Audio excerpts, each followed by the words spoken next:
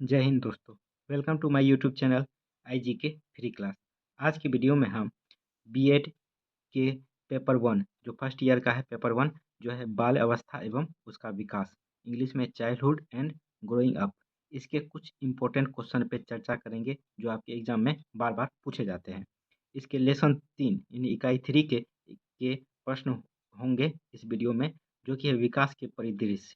ठीक है, question number 1 और 2 हम पहले चर्चा कर चुके हैं। यदि आप ये नहीं देखे हैं तो डिस्क्रिप्शन में प्लेलिस्ट का लिंक दिया हुआ है, वहाँ से आप देख सकते हैं। आज की वीडियो में हम क्वेश्चन नंबर 3 और 4 का जो है डिस्क्रिप्शन वर्णन करेंगे। क्वेश्चन नंबर 3 है, अभिवृद्धि तथा विकास की परिभाषा दीजिए तथा विकास के सिद्धांत की विवेचना कीजिए। काफ़ी इंपॉर्टेंट क्वेश्चन है ये एग्जाम के दृष्टिकोण से, क्योंकि आप लोग का एग्जाम नज़दीक आते जा रहा है। आप जितना अधिक से अधिक क्वेश्चनों का रिवीजन करेंगे, हो सकता है यही सब क्वेश्चन पूछ लिया जाए तो आप इसे अच्छे से लिख पाइएगा। क्वेश्चन क्वेश्चन नंबर 3 और क्वेश्चन नंबर 4 का भी चर्चा करेंगे इसमें, जो कि है विकास से आप क्या समझते हैं, विकास की अवस्थाओं की व्याख्या करें। ये भी काफ़ी इंपॉर्टेंट क्वेश्चन है। और नेक्स्ट आने वाली वीडियो में क्वेश्चन नंबर 5 चर्चा करेंगे, जो काफ़ी इंपॉर्टेंट है, जो कि है पियाजे के अनुसार बालकों का मानसिक विकास किस प्रकार होता है, वर्णन करें। काफ़ी इंपॉर्टेंट क्वेश्चन है, आने वाली वीडियो में हम इसका चर्चा करेंगे। आइए क्वेश्चन नंबर 3 और 4 देखते हैं। वीडियो स्टार्ट करने से पहले आप लोग से छोटा सा रिक्वेस्ट है कि जो भी न्यू स्टूडेंट इस चैनल के साथ पहली बार जुड़े हैं, चैनल को जरूर सब्सक्राइब कर दें, वीडियो को लाइक कर दें। इससे पहले भी हम पेपर वन बीएड का पेपर वन जो कि बाल अवस्था एवं उसका विकास का काफ़ी वीडियो अपलोड कर चुके हैं। यदि आप वो नहीं देखे हैं तो आप मेरे डिस्क्रिप्शन में प्लेलिस्ट का लिंक दिया हुआ है, वहाँ से देख सकते हैं और अपना तैयारी अच्छा कर सकते हैं। तो आइए देखते हैं क्वेश्चन नंबर 3 और 4। देखिए, क्वेश्चन है, अभिवृद्धि तथा विकास की परिभाषा दीजिए तथा विकास के सिद्धांत की विवेचना कीजिए। ये क्वेश्चन जो है 2018-20 सेशन में और 2019-21 सेशन में पूछा गया है। तो आइए देखते हैं, काफ़ी बार ये क्वेश्चन आया हुआ है जो एग्जाम के दृष्टिकोण से काफ़ी महत्वपूर्ण हो जाता है। तो आइए देखते हैं ये क्वेश्चन को। देखिए, मेरिडिथ एक मनोवैज्ञानिक है। इनके अनुसार जो है अभिवृद्धि और विकास जो परिभाषित किए थे, ये इसने इन्होंने कहा था कि कुछ लेखक अभिवृद्धि का प्रयोग केवल आकार की वृद्धि के अर्थ में करते हैं और विकास का विभेदीकरण यानी विभेदीकरण मतलब विशिष्टीकरण के अर्थ में करते हैं। ये मेरिडिथ मनोवैज्ञानिक का कहना था।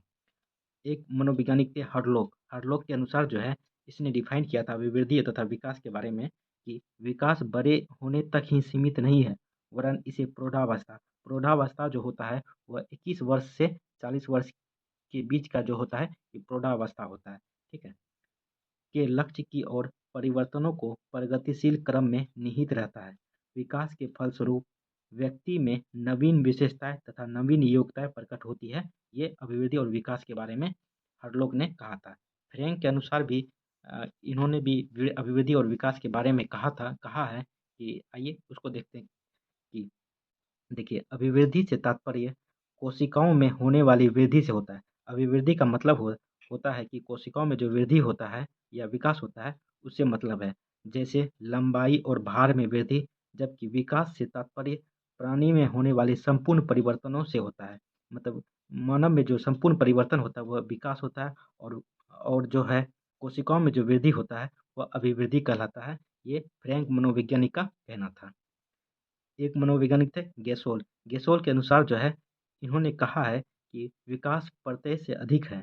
इसे देखा, जांचा और किसी सीमा तक 3 प्रमुख दिशाओं जैसे शरीर अंग विश्लेषण, शरीर ज्ञान तथा व्यवहारात्मक में मापा जा सकता है। इस सब में व्यवहारिक संकेत ही सबसे अधिक विकासात्मक स्तर और विकासात्मक शक्तियों को व्यक्त करने का माध्यम है। तो अब आइए देखते हैं कि अभिवृद्धि और विकास जो है एक ही शब्द है और इसको थोड़ा-सा विस्तार से जानते हैं। देखिए, मनोवैज्ञानिक दृष्टि से अभिवृद्धि और विकास में उपयुक्त अंतर होते हुए भी सामान्यतः इन दोनों शब्दों को एक ही अर्थ में प्रयोग किया जाता है। यहाँ भी दोनों शब्दों को एक ही अर्थ में प्रयुक्त किया जा रहा है। तो आइए देखते हैं विकास के सिद्धांत के बारे में किस तरह से होता है मानवों में। देखिए, मनुष्य के विकास की प्रक्रिया गर्भावस्था से ही आरंभ हो जाती है। गर्भावस्था से आरंभ हुआ विकास जीवन पर्यंत निरंतर चलता रहता है। मतलब गर्भावस्था से विकास शुरू हो जाता है और जीवन के अंतिम समय तक जो है विकास चलता रहता है। मनुष्य के अंदर बहुत से परिवर्तन के साथ होते रहते हैं। ये परिवर्तन कुछ निश्चित सिद्धांतों के अनुरूप होते हैं। व्यक्ति के विकास के अनेक वैज्ञानिक सिद्धांत हैं जो निम्न प्रकार से देख सकते हैं। तो आइए देखते हैं। पहला है निरंतरता का सिद्धांत। क्या होता है उसको देखते हैं।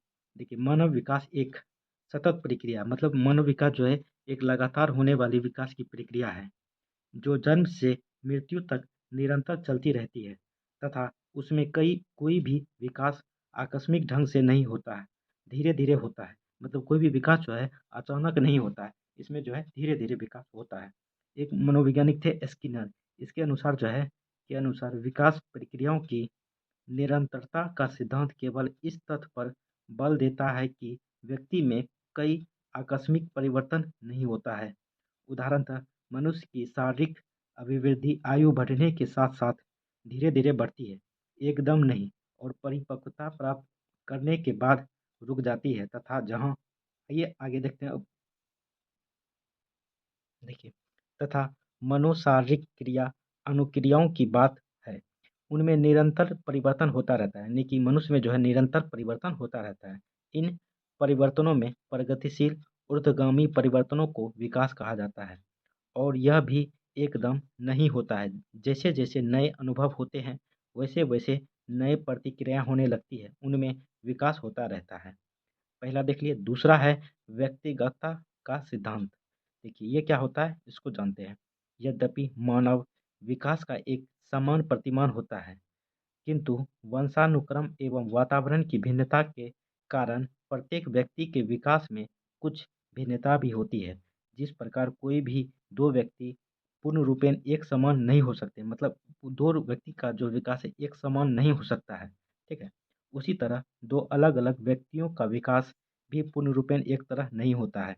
इसके अतिरिक्त बालकों और बालिकाओं के विकास में भिन्नता होती है। उदाहरण के लिए आप समझ सकते हैं, बालकों का विकास थोड़ा-सा धीमी गति से होता है और बालिकाओं का विकास थोड़ा-सा तीव्र गति से होता है। देखिए, उदाहरणतः इन एग्ज़ाम्पल में बालिकाओं का शारीरिक विकास बालकों के शारीरिक विकास से बहुत अधिक भिन्न होता है। अब तीसरा पॉइंट देखते हैं, परिमार्जिता का सिद्धांत क्या होता है? इसको जानने का प्रयास करते हैं। देखिए, परिमार्जिता के सिद्धांत के अनुसार बालक के विकास की दिशा और गति का परिमार्जन किया जा सकता है। इस सिद्धांत का शैक्षिक निहितार्थ अत्यधिक महत्वपूर्ण है। शिक्षा का उद्देश्य है बालक का संतुलित और सर्वांगीण विकास करना। शिक्षा और प्रशिक्षण के द्वारा बालक के व्यवहार को वांछित दिशा में अनुप्रेरित किया जा सकता है। मतलब शिक्षा देके जो है बालक के व्यवहार में जो है एक अच्छा परिवर्तन कर सकते हैं। बालक के विकास की दिशा और गति को परिमार्जित कर उसके व्यक्तित्व के व्यवस्थापन को बिगड़ने से बचाया जा सकता है, ये शिक्षा के माध्यम से। अब चौथा पॉइंट देखते हैं, विकास क्रम का सिद्धांत। आप कैसे समझिएगा? देखिए, यद्यपि विकास की प्रक्रिया गर्भावस्था से मृत्यु पर्यंत निरंतर चलती रहती है, जो आपको हम पहले बताए, परंतु इस विकास का एक निश्चित क्रम होता है। सबसे पहले बालक का गामक गामक एक तरह से विकास होता है बालकों में, और भाषा संबंधी विकास होता है। बालक पहले क्रदन करता है, क्रदन मतलब बोलने के लिए सीखता है, फिर निरर्थक शब्दों का उच्चारण करता है, अंत में सार्थक शब्दों और वाक्यों पर पहुँचता है। मतलब पहले जो है थोड़ा-सा बोलने के लिए सीखता है, कुछ से कुछ, फिर उसको जो है एक तरह से एक शब्द निकालता है और उस शब्द को एक वाक्य तक पहुँचाता है। इसी प्रकार गामक विकास में बच्चा पहले-पहले हाथ-पैर पटकता है, फिर पलटता है और फिर बैठता है। उसके बाद खड़ा होता है एवं चलता है। 5वां पॉइंट है सामान्य से विशिष्ट प्रतिक्रियाओं का सिद्धांत। आप इसे कैसे समझिएगा? देखिए, मनोवैज्ञानिकों ने यह भी स्पष्ट किया है कि मनुष्य का विकास सामान्य प्रतिक्रियाओं से विशिष्ट प्रतिक्रियाओं की ओर होता है। मतलब कि मनुष्य का विकास जो है एक सामान्य प्रक्रिया से जो है एक विशिष्ट प्रतिक्रियाओं की ओर होता है। हरलोक एक मनोवैज्ञानिक है। इनके अनुसार विकास की सब अवस्थाओं में बालक की प्रतिक्रियाओं विशिष्ट बनने से पूर्व सामान्य प्रकार की होती है। उदाहरण के लिए आप समझ सकते हैं, बालक पहले हर वस्तु को मुंह में रखता है। बालक जब बच्चा रहता है तो वह हर वस्तु को जो है मुंह में रखता है। उसके बाद अनुभव द्वारा केवल खाद्य पदार्थों को ही मुंह में रखता है। धीरे धीरे उसे जब ज्ञान होता है तो खाने वाले पदार्थ को ही मुंह में वह लेता है। उसके बाद एक निश्चित समय में निश्चित ढंग से खाना सीख लेता है। छठा पॉइंट है केंद्र से निकट दूर का सिद्धांत। देखिए, इस सिद्धांत के अनुसार विकास का केंद्र बिंदु स्नायु मंडल होता है। विकास की गति केंद्र से दूरवर्ती भागों की ओर चलती है। मतलब केंद्र से जो है जो दूर होता है वहाँ पहले विकास होता है। पहले स्नायु मंडल का विकास होता है, फिर स्नायु मंडल के निकटवर्ती भाग हृदय, छाती आदि का विकास होता है। अंत में दूरवर्ती भाग पर एवं उनकी उंगलियों पर नियंत्रण होता है। आइए अब आगे देखते हैं। देखिए, सातवां पॉइंट है मस्तकाधोमुखी का सिद्धांत। ये कैसे होता है विकास? देखिए, इस सिद्धांत के अनुसार विकास की क्रिया सिर से आरंभ होकर पैरों की ओर जाती है, अर्थात विकास ऊपर से नीचे की ओर चलता है। ये जो होता है मस्तकाधोमुखी विकास होता है। देखिए, गर्भ में पहले सिर विकसित होता है। मतलब गर्भावस्था में के समय में जो है पहले सिर का विकास होता है। गर्भ के बाद बालक सर्वप्रथम सिर को उठाता है, फिर धड़ और बाद में दूसरे अंगों जैसे पैरों को हिलाना डुलाना सीखता है। बैठने के पश्चात चलना दौड़ना इत्यादि सीखता है। उसके बाद आठवां पॉइंट है एकीकरण का सिद्धांत। ये कैसे होता है? देखिए, विकास की प्रक्रिया एकीकरण के सिद्धांत का पालन करती है। इसके अनुसार बालक अपने संपूर्ण अंग को और फिर अंग के भागों को चलाना सिखाता सिखा सीखता है। इसके बाद वह उन भागों में एकीकरण करना सीखता है। मतलब कि समन्वय करता है एक दूसरे के अनुसार। सामान्य से विशेष की ओर बदलते हुए विशेष प्रतिक्रियाओं और चेष्टाओं को इकट्ठे रूप में प्रयोग में लाना सीखता है। उदाहरण के लिए एक बालक पहले पूरे हाथ को, फिर उंगलियों को और फिर हाथ एवं उंगलियों को एक साथ चलाना सीखता है। नौवां नौवां है परस्पर संबंध का सिद्धांत। ये भी विकास का ही एक सिद्धांत है। देखिए, मनुष्य के शारीरिक, मानसिक, भाषाई, संवेदनात्मक, सामाजिक और चारित्रिक सभी प्रकार के विकास में पारस्परिक संबंध होता है। ये एक दूसरे पर निर्भर होते हैं और एक के साथ अन्य सबका विकास होता है। उदाहरण के लिए जैसे जैसे व्यक्ति के शरीर के बाह्य तथा आंतरिक अंगों की वृद्धि होती है, मतलब कि जैसे जैसे व्यक्ति के जो है बाहरी अंग और अंदर के अंगों का विकास होता है, उनका आकार एवं भार बढ़ता है। मतलब व्यक्ति या मानव का जो है आकार एवं भार बढ़ता है। जैसे जैसे उनके शरीर के अंगों की कार्य क्षमता का विकास होता है तथा जैसे जैसे उसके शरीर के अंगों विशेषकर ज्ञानेंद्रियों और कर्मेंद्रियों की कार्य क्षमता बढ़ती है, वैसे वैसे उसका मानसिक, भाषाई, संवेदनात्मक, सामाजिक और चारित्रिक विकास भी होता है। हाँ, यह आवश्यक है कि इसके लिए उचित वातावरण और शिक्षा उपलब्ध हो बालकों में। 10वां पॉइंट है कि समान प्रतिमान का सिद्धांत। आइए इसको देखते हैं। देखिए, समान प्रतिमान का सिद्धांत। देखिए, समान प्रजाति के विकास के प्रतिमानों में समानता पाई जाती है। मतलब समान, जैसे मनुष्य है, मनुष्य का वैज्ञानिक नाम होमो स्पेसियंस होता है। इनका विकास जो है एक तरीके से ही होता है। यही कहा जाता है इसमें समान प्रतिमान का सिद्धांत। मतलब समान प्रजाति का विकास समान रूप से होता है। प्रत्येक प्रजाति, चाहे वह पशु प्रजाति हो या मानव प्रजाति, अपनी प्रजाति के अनुरूप विकास के प्रतिमान का अनुसरण करता है। संसार के समस्त भागों में मानव शिशुओं के विकास का प्रतिमान एक ही है। मतलब समस्त संसार में जो है जो मानव शिशुओं का विकास जो होता है वह एक समान होता है। आइए 11वां पॉइंट देखते हैं, जो है वंशानुक्रम और वातावरण अंतः क्रिया का सिद्धांत। देखिए, इस सिद्धांत के अनुसार बालक के विकास में वातावरण और आनुवंशिकता दोनों का सापेक्षिक महत्व होता है। विकास दोनों की अंतःक्रिया का परिणाम होता है।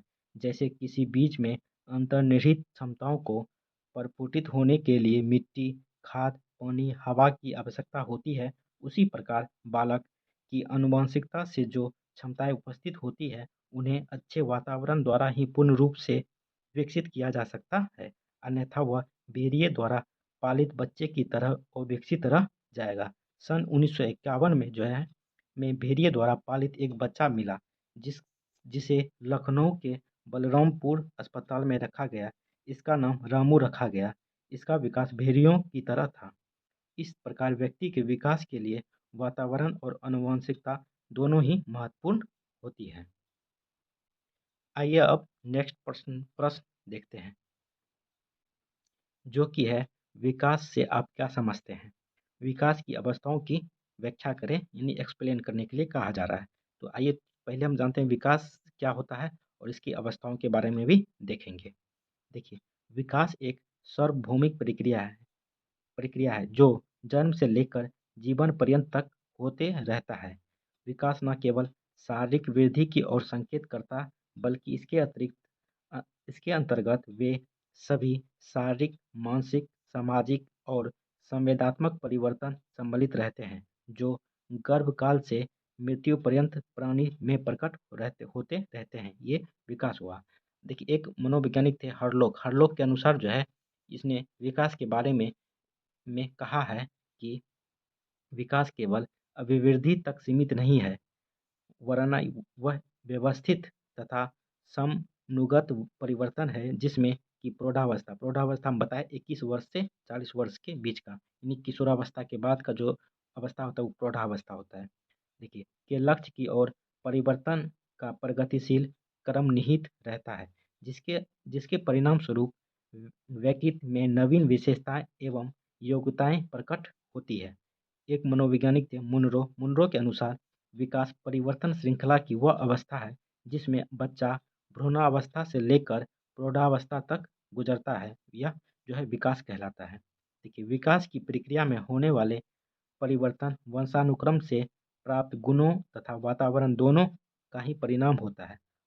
अब विकास समझ लिए, विकास क्या होता है और मनोवैज्ञानिकों का क्या मानना था उसको भी देख लिए। अब जानते हैं कि विकास की अवस्थाएं, यानी स्टेज ऑफ डेवलपमेंट। मनोवैज्ञानिकों ने विकास को विभिन्न अवस्थाओं में विभक्त किया है।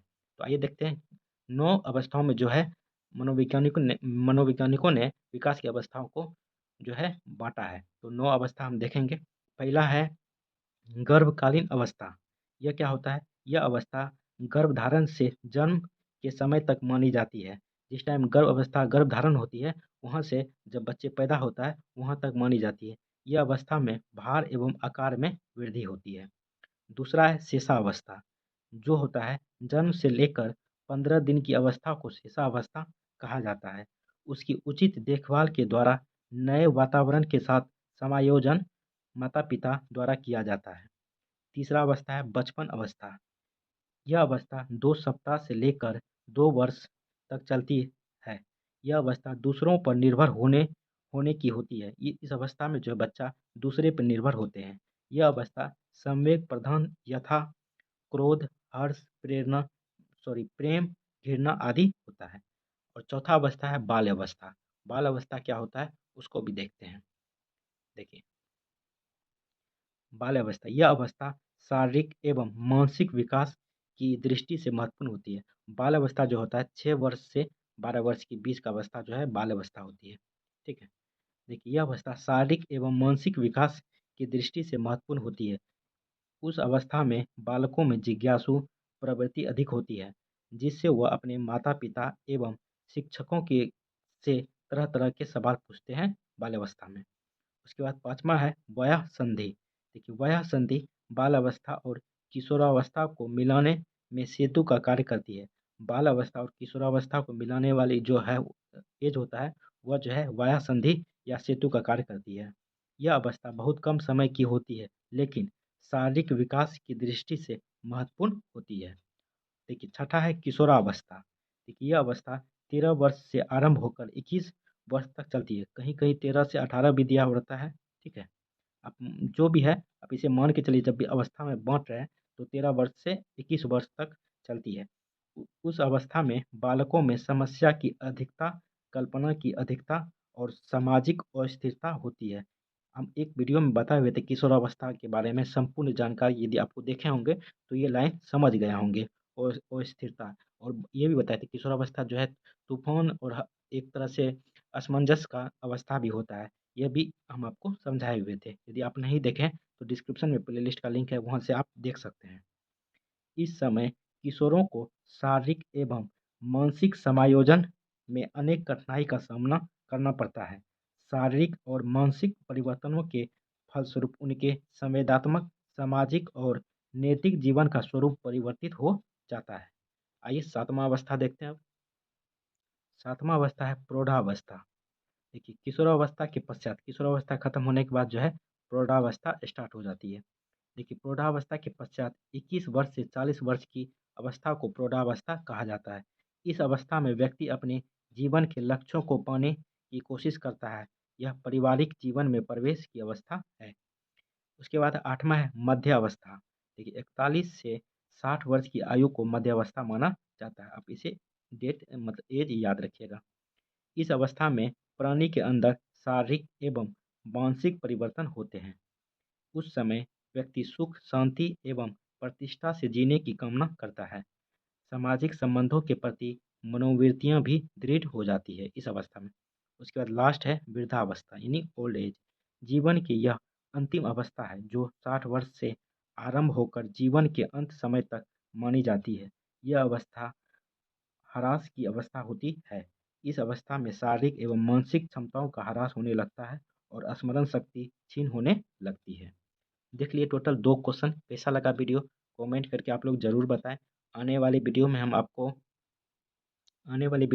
क्वेश्चन नंबर 5 बताएंगे, जो कि काफ़ी इम्पोर्टेंट है, जो है पियाजे के अनुसार बालकों का मानसिक विकास किस प्रकार होता है, वर्णन करें। काफ़ी इम्पोर्टेंट क्वेश्चन है।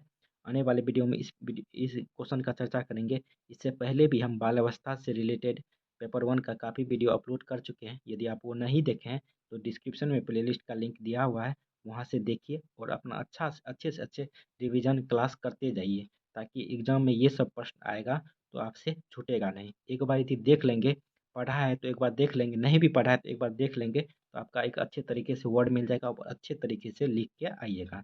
चलिए कैसा लगा वीडियो कमेंट करके आप लोग ज़रूर बताएं। चैनल को अभी तक सब्सक्राइब नहीं किए हैं तो चैनल को ज़रूर सब्सक्राइब कर दें, वीडियो को लाइक कर दें। चलिए थैंक यू दोस्तों, जय हिंद।